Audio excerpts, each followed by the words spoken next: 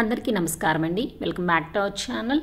ఈరోజు వీడియోలో 2025 సంవత్సరంలో కార్తీక శుద్ధ ఏకాదశి ఎప్పుడు ఏ తేదీన వచ్చింది, ఏకాదశి గడియలు ఎప్పటి నుండి ఎప్పటి వరకు ఉంటాయి, ఉపవాసం ఎప్పటి నుంచి ఎప్పటి వరకు ఉండాలి, పారణ సమయం ఏమిటి, కార్తీక శుద్ధ ఏకాదశి వ్రతం యొక్క విశిష్టత ఏమిటి, ఇలాంటి మరెన్నో విషయాల గురించి ఈ వీడియోలో వివరంగా తెలుసుకుందామండి. వీడియో మీరు ఎక్కడా కూడా స్కిప్ చేయకుండా మొదటి నుంచి చివరి వరకు అయితే చూడండి. కార్తీక శుద్ధ ఏకాదశిని ప్రబోధ ఏకాదశి అని, బృందావన ఏకాదశి అని కూడా అంటారు. పురాణాల ప్రకారము ఆషాఢ శుద్ధ ఏకాదశి రోజున పాలకడలిలో యోగనిద్రకు ఉపక్రమించిన శ్రీ మహావిష్ణువు కార్తీక శుద్ధ ఏకాదశి రోజునే మేల్కొంటాడని పురాణాల్లో చెప్పబడింది. కార్తీక శుద్ధ ఏకాదశిని బోధన ఏకాదశి అని, దేవప్రబోధిని ఏకాదశి అని, ఉత్థాన ఏకాదశి అని పేర్లతో కూడా పిలుస్తూ ఉంటారు. తొలి ఏకాదశి రోజున శయనించిన శ్రీ మహావిష్ణువు ఈ ఏకాదశి రోజునే యోగ నిద్ర నుంచి మేల్కొనే రోజు కాబట్టే దీనిని ఉత్థాన ఏకాదశి అని అంటారు. దీనినే హరిబోధిని ఏకాదశి అని కూడా అంటారు. తొలి ఏకాదశి నాడు ప్రారంభమైన చాతుర్మాస్య వ్రతం ఈ ఏకాదశితో ముగుస్తుందండి. మహాభారత యుద్ధంలో భీష్ముడు ఈ ఏకాదశి నాడే అస్త్ర సన్యాసం చేసి అంపశయ్య మీద శయనించాడు. యజ్ఞవల్కి మహర్షి కూడా ఇదే రోజునైతే జన్మించారు. ఈ రోజున ఉపవాసం ఉండి విష్ణువును పూజించి రాత్రికి జాగరణ అయితే చేయాలి. మర్నాడు ద్వాదశి గడియలు ఉన్నప్పుడే విష్ణు పూజ చేసి పారణ చేయాలండి. అంటే భోజనం చేసి వ్రతాన్ని అయితే ముగించవలసి ఉంటుంది. ఈ కార్తీక ఏకాదశి మహత్యం గురించి బ్రహ్మదేవుడు నారద మహర్షి మధ్య జరిగిన సంభాషణ గురించి స్కాంద పురాణంలో అయితే మనకి కనిపిస్తుందండి. ఈ రోజున ఏకాదశి వ్రతం చేసిన వారికి 1000 అశ్వమేధ యాగాలు, 100 రాజసూయ యాగాలు చేస్తే ఎంతటి పుణ్యమైతే కలుగుతుందో అంతటి పుణ్యమైతే లభిస్తుందండి. ఈ ఒక్కరోజు ఏకాదశి వ్రతం చేస్తే కొండంత పత్తిని చిన్న నిప్పురవ్వ ఎలా కాల్చి బూడిద చేస్తుందో అలాగే ఒక జీవుడు తన 1000 జన్మల్లో చేసిన పాపాలన్నీ కూడా ఈ ఏకాదశి వ్రతం చేయటం వల్ల మొత్తము బూడిదైపోతుందండి. అంతటి గొప్పది ఈ ఏకాదశి వ్రతము. ఈ రోజున చిన్న పుణ్యకార్యం చేసినా కూడా అది సుమేరు పర్వతానికి సమానమైన పుణ్య ఫలితాన్ని అయితే మనకి ఇస్తుంది. ఈ ఏకాదశి వ్రతం చేసిన వారికి సాధించలేనిది ఏమీ ఉండదని సాక్షాత్తు బ్రహ్మదేవుడే వివరించారండి. ఈ రోజున ఉపవాసం ఉన్నవారికి ధాన్యము, సంపదలు, ఉన్నత స్థానంతో పాటు పాప పరిహారం అయితే జరుగుతుంది. పుణ్యక్షేత్ర దర్శనాలు, యజ్ఞయాగాలు, వేదం చదవటం వల్ల కలిగిన పుణ్యానికి 1,000,000 రెట్ల పుణ్యఫలము ఈ ఏకాదశి వ్రతం చేసిన వారికి లభిస్తుంది అని సాక్షాత్తు ఆ బ్రహ్మదేవుడు నారద మహర్షితో అన్నారు. ఈ వ్రతంలో ఒకరికి అన్నదానం చేస్తే సూర్యగ్రహణ సమయంలో పవిత్ర గంగానదీ తీరాన 1,000,000 మందికి అన్నదానం చేసినంత పుణ్యఫలమైతే కలుగుతుందండి.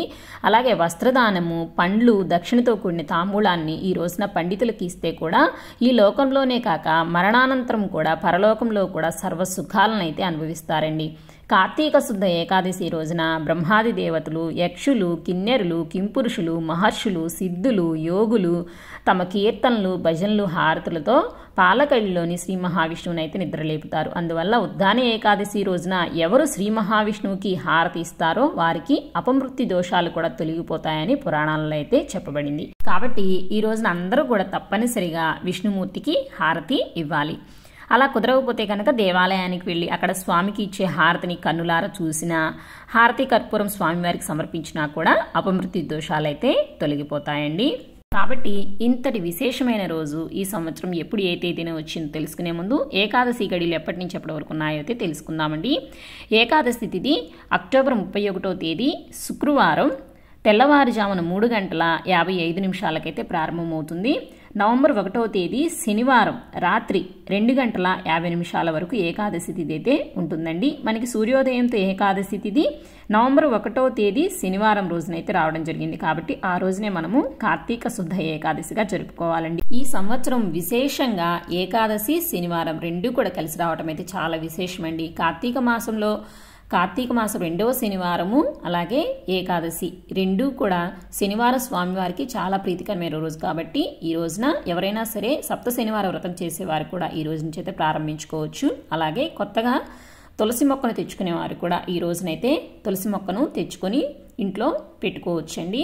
చాలా విశేషమైన రోజు ఈ రోజున. అలాగే ఎవరైనా సరే ఉపవాసం చేసేవారు, ఏకాదశి వ్రతం చేసుకునేవారు ఉపవాసం ఎప్పుడు ప్రారంభించాలంటే దశమి తిథి ఉన్నప్పుడే ప్రారంభించాలండి. అంటే అక్టోబర్ 31వ తేదీ నైట్ నుంచే ఉపవాసం ప్రారంభించి నవంబర్ 1వ తేదీ శనివారం అంతా కూడా ఉపవాసం ఉండి నవంబర్ 2వ తేదీ ఆదివారము ఉదయం 8 గంటల లోపలైతే ఉపవాసాన్ని అయితే విరమించవలసి ఉంటుందండి. మరలా ఉదయాన్నే స్వామివారికి పూజ చేసుకుని ఉపవాసాన్ని అయితే విరమించాలి.